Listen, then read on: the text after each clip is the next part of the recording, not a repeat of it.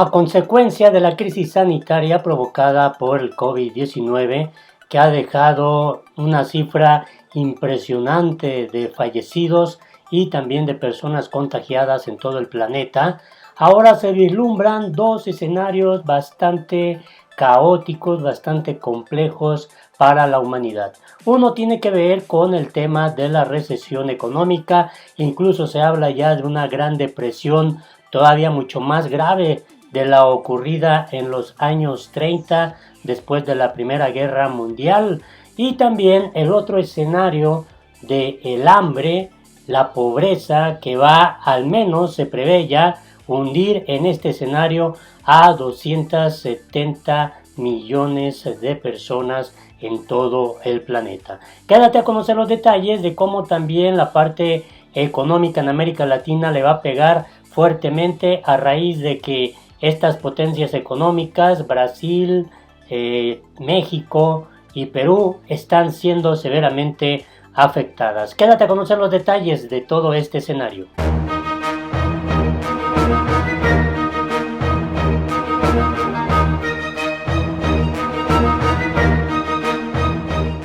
Hola, te invito a que te suscribas a nuestro canal, que le des manita arriba para que esta información pueda llegar a más personas si te parece correcto, y no te olvides de darle en la campanita para que inmediatamente te llegue la notificación cuando se suba un nuevo video. De antemano te doy las gracias por todo tu apoyo. Antes de entrar en materia, también te quiero comentar este tema de lo que generó polémica el día de ayer, y hoy ya China le dio una puntual respuesta a esta información de que supuestamente el COVID-19 había aparecido en esta ciudad de Wuhan, en China, desde agosto pasado, y que ya tenían referencia, al menos las autoridades del gigante asiático, de esta enfermedad, y que pudo haber ayudado mucho para evitar las consecuencias que ahora se están viviendo en todo el planeta. Sin embargo, China rechaza este estudio sobre el COVID-19, que habría surgido al menos los primeros casos en agosto del 2019. Así que Pekín rechazó como una acción ridícula este estudio de la Facultad de Medicina de Harvard sobre patrones de viajes a hospitales y datos de motores de búsqueda de Internet, que sugirió que el nuevo coronavirus pudo haber estado propagándose en China desde agosto pasado. Asimismo, científicos dijeron que la investigación no ofrecía pruebas convincentes sobre cuándo comenzó el brote. El estudio no ha sido revisado por pares científicos.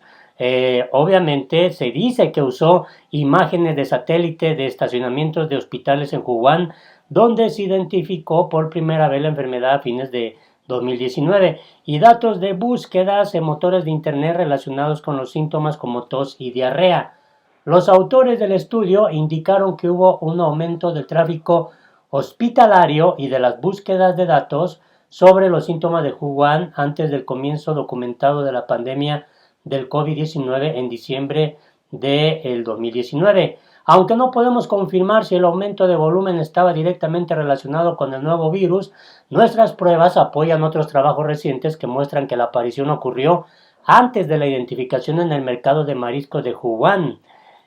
Paul Digar, virólogo de la Universidad de Edimburgo, afirmó que el uso de búsquedas en Internet e imágenes de satélite sobre tráfico en los hospitales para detectar brotes de enfermedades es una idea interesante con alguna validez. No obstante, indicó que los datos son solo correlativos y, como destacaron los científicos de Harvard, no pueden identificar la causa. Es un trabajo interesante, pero no estoy seguro de que nos haga avanzar mucho, dijo Keith Neal, profesor de epidemiología de enfermedades infecciosas en la Universidad de Nottingham.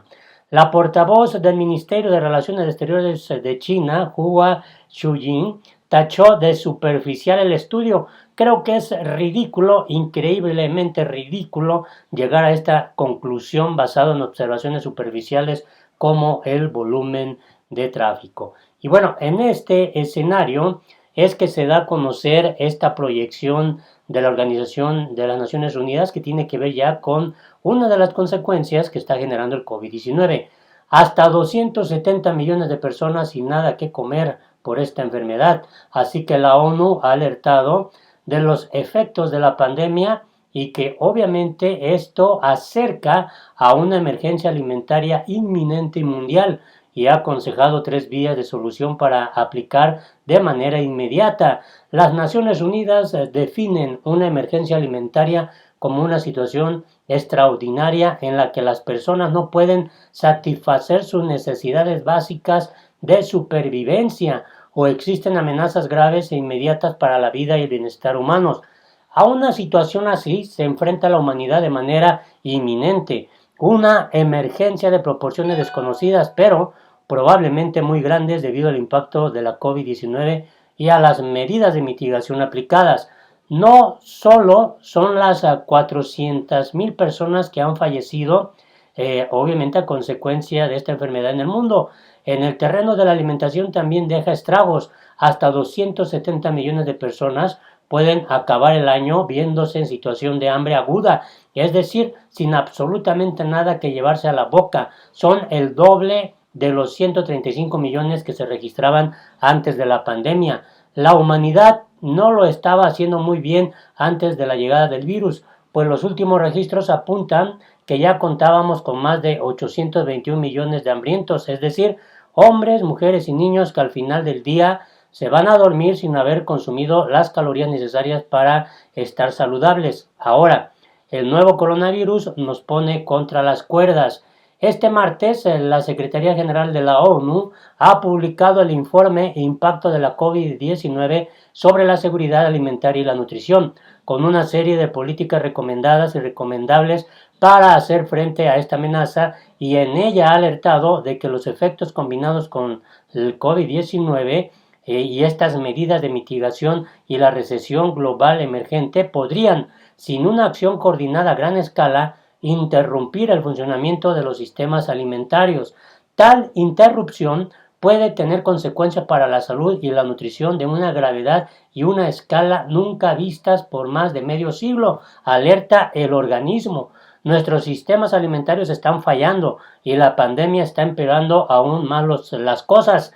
A menos que se adopten medidas de inmediato, cada vez está más claro que habrá una emergencia alimentaria mundial inminente que podría tener repercusiones a largo plazo para cientos de millones de niños y adultos, ha dicho el secretario general de la ONU, Antonio Guterres, durante la presentación de estas políticas en la sede del organismo internacional en Nueva York.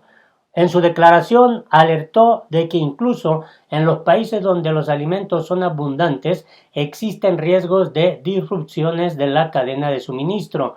Para poner de relieve la urgencia a la hora de actuar de forma contundente, la ONU ha recordado y enumerado un rosario de datos, además de la cifra general de hambrientos crónicos y extremadamente hambrientos agudos ya mencionada.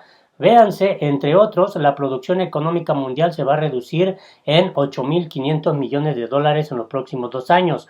49 millones de personas caerán en la pobreza extrema, la mitad en África subsahariana, y las remesas disminuirán un 20% en 2020, lo que supone una pérdida de 110 millones de dólares en recursos disponibles para comprar alimentos y satisfacer otras necesidades de las familias de migrantes. La pandemia nos está atacando en todos los ángulos y ha expuesto deficiencias peligrosas en nuestros sistemas y amenaza activamente la vida y el sustento de las personas en todo el mundo, incluyendo a las más de 1.000 millones que están empleadas en las diversas industrias alimentarias, recordó por su parte Agnes Kalibata, enviada especial del secretario general de la ONU para la Cumbre de Sistemas Alimentarios de 2021. La infancia representa un capítulo aparte. El pasado año, 144 millones de niñas y niños sufrieron retraso en el crecimiento, es decir, más de 1 de cada 5 en todo el mundo. En mayo de 2020, 368 millones de estudiantes habían perdido acceso a comidas escolares, de las que dependen por una gran parte de sus necesidades nutricionales diarias. Hay que tener en cuenta también que cada caída de un punto porcentual en el Producto Interno Bruto global significa que 0.7 millones de niñas y niños más sufrirán retraso en el crecimiento. Además, UNICEF alertó en mayo de que la pandemia puede provocar un aumento de la desnutrición infantil hasta los 9.4 millones de afectados e hizo un llamamiento internacional para obtener 1.600 millones de dólares con el fin de atender las necesidades creadas por la pandemia. Y bueno, se habla ya incluso de un manual de uso para superar la crisis alimentaria. Y sobre esto, pues resulta interesante que si bien los países de todo el mundo deben priorizar el acceso a alimentos saludables, nutrición y ayuda a los pobres a medida que la crisis se intensifica, también debemos tomar decisiones que construyan el mundo en el que queremos vivir al otro lado de la crisis. Eso es lo que se ha recomendado. Así, el informe llega a 3 conclusiones claras. Primero, hay que movilizarse ya y centrar la atención en donde el riesgo es mayor. Segundo, hay que reforzar los sistemas de protección social. Y tercero, hay que invertir en el futuro y no en el pasado, de acuerdo con las palabras que dio a conocer el secretario general de la ONU. En este escenario también se informa que Brasil, México y Perú arrastran a América Latina a su mayor recesión desde que haya registros. Las dos mayores economías de la región se hundirán un 8 y un 7.5% respectivamente, mientras el país andino sufrirá una contracción de hasta el 12% en plena crisis sanitaria. La región apunta a un desplome del 7.2% este año, muy por encima de la media mundial. La recuperación también será muy lenta, así que el escenario es caótico, es complejo y bueno, se recomienda ya a los gobiernos empezar a tomar medidas. Cuando a principios de marzo la Organización Mundial de la Salud catalogó oficialmente el brote de coronavirus como pandemia mundial, América Latina no veía ni siquiera cercano el ciclo sanitario y económico que estaba por llegar. Mientras el número de enfermos crecía en Europa, con Italia todavía como foco principal en el viejo continente y la enfermedad llegaba a Estados Unidos, al sur del río Bravo la situación aún lucía manejable. La sacudida sobre la matriz productiva china, el país donde primero se manifestó la enfermedad y el gran comprador de materias primas latinoamericanas, parecía el gran y casi único canal de contagio para la economía regional.